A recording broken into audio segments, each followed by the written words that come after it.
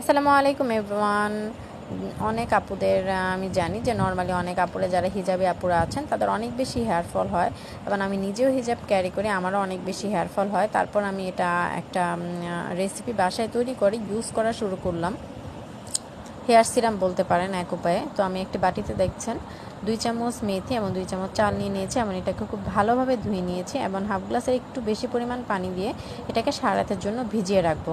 যাদের অনেক বেশি হেয়ার ফল হচ্ছে তারা কি করবেন, সারা রাত এটাকে ভিজানোর পর এর পরের দিন সকালে উঠে এটা একটা সেটিং স্প্রের বোতলে আপনারা ভরে নেবেন, এবং এটাকে আমরা ইউজ করব হলো রাতের বেলা। আমাদের খুব শুকনো চুলে হালকা হাতে হলো আপনারা চুলগুলো একটু ফাঁকা করে করে আস্তে আস্তে স্প্রে করে করে সেটাকে অনেকবার এক একটা জায়গায় আলতোভাবে স্প্রে করে করে আপনারা চুলে দিয়ে নেবেন, এবং স্প্রে করার পর আলতো হাতে এটাকে আমরা স্কাল্প ম্যাসেজ করে নিব, এবং চুলটা শুকানোর পর আমরা চুলটা বেঁধে ঘুমিয়ে পড়বো। এর পরের দিন সকালে আমরা ঠান্ডা পানি দিয়ে চুলটাকে ওয়াশ করে ফেলবো। এভাবে আমরা কন্টিনিউয়াসলি যদি আমরা ইউজ করি তাহলে এক সপ্তাহের মধ্যে আমরা একটা ভালো রেজাল্ট পাবো, এবং বাকি যে পানিটা থাকবে সেটা আমরা ফ্রিজে সংরক্ষণ করে রাখতে